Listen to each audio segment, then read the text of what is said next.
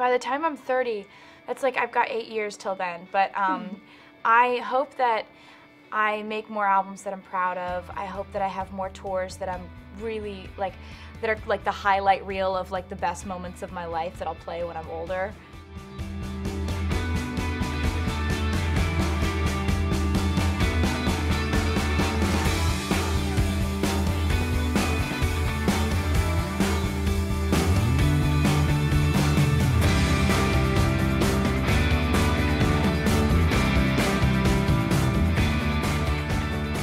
It's crazy. I know, isn't it crazy? It's just like, it's so exciting to be here and to be nominated 8 times, and I already won 2 tonight. Woo, congratulations! She's killing it already. I'm so excited. Good for you. Please welcome Billboard's Woman of the Year, Taylor Swift. I'm feeling great, thank you. What an incredible night, right? Yeah, I'm so happy to have gotten 2 tonight. It's wonderful. So it's insane to see like all these people. There's so many people here.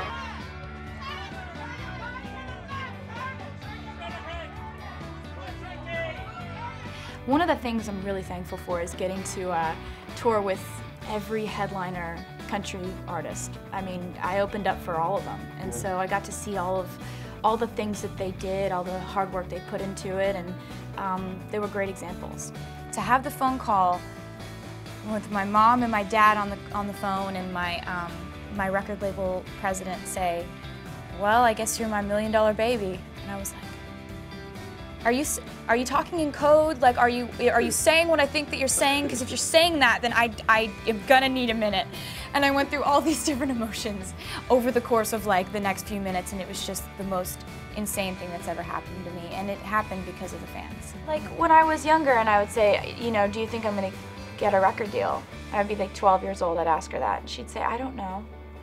You know, there are a lot of parents that would be like, you know you are, you're gonna shoot for the stars, baby girl. My parents have always been like, I don't know, you know? If you want something, you have to just work as hard as you possibly can to try to get it, and even then, nothing's guaranteed. And that's why I'm really grateful for every day extra that I get to do this, because it's like, I've never really been presumptuous about getting to be here. So if I have a writing session coming up with Ryan Tedder or Imogen Heap or Max Martin, I'm not gonna show up and be like, guys, so what do you guys wanna write about? Right. You know, I'm gonna show up with 5 to 10 different ideas and play through all of them and let them pick which ones they wanna work on, or we decide together which ones we wanna work on, but I want them to always feel like I showed up prepared, I'm pulling my weight, you know? And the album, it's called Speak Now. It's about saying what you need to say at the moment that you need to say it. I've never been afraid of telling the whole story in the form of music, because I think that's just kind of, having written songs for my formative years when I was like 12, 13, anytime I would feel loneliness or pain or I don't know, just rejection, I would kind of transfer that into, it's okay because I can write a song about this later. Right. And it's a good so outlet. I've lived that way ever since, and it's just been the way I process emotions, really. I've been really like secretive about this whole record as far as playing it for people. I've only played it for a few people, even my closest friends. And I don't think I'm gonna give anybody heads up that they're the inspiration for songs on the record, because they're gonna know.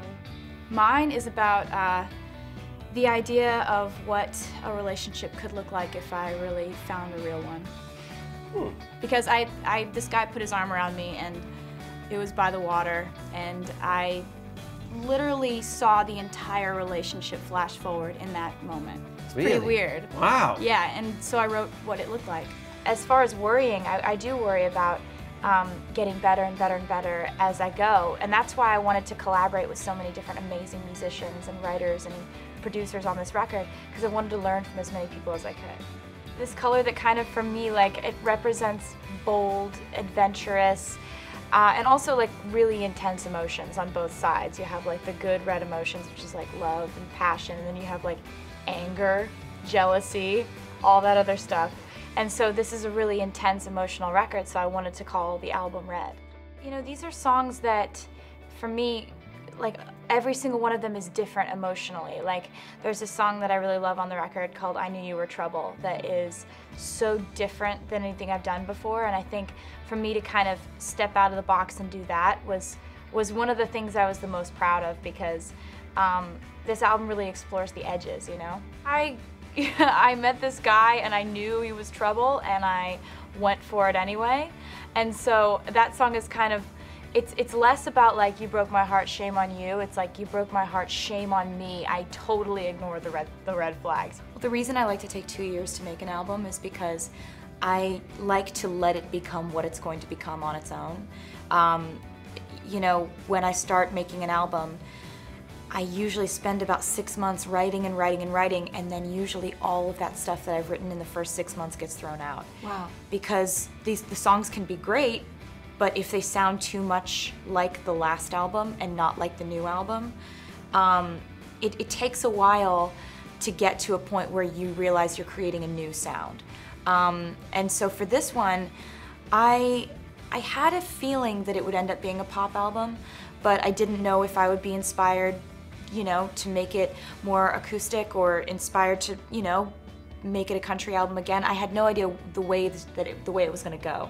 My goal with this album from the beginning was to make an album that had its own sound that was very signature to that album. So in my previous albums, you'll have, I mean, on Red, like, you would be hearing mandolin on one song and then you'd hear dubstep bass drops on the next song, and, you know, I liked kind of how it was a very diverse sounding album, but with this one I wanted to really make an album that sounded cohesive.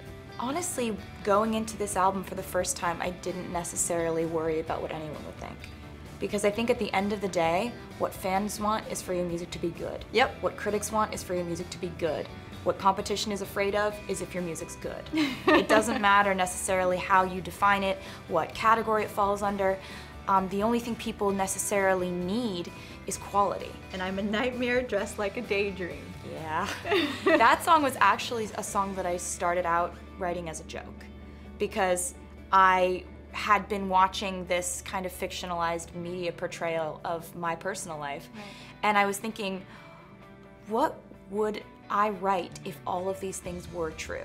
If I really was like a crazy serial dater who's like over emotional and spiteful and like goes to her evil lair to write songs as emotional revenge.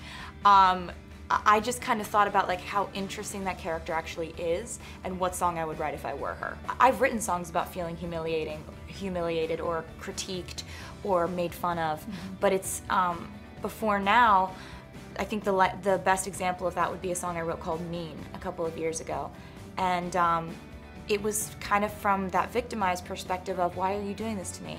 Why are you treating me this way?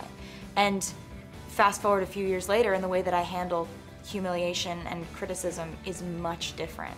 Because Shake It Off is in no way, shape, or form victimized, and it's kind of like celebrating the fact that people empowerment. Yeah. The decision to perform Innocent on the VMAs was very in line with what the album is about. And I had a bunch of different options going into the VMAs. I could have sung a different song, I could have not gone, I could have done a bunch of different things, but I felt like going to the VMAs and singing a song about how I had felt, it seemed like the right call if I'm gonna live my life in the way that I wrote that album. But the thing about the way that that works is that if I talk about them, then it becomes another news story.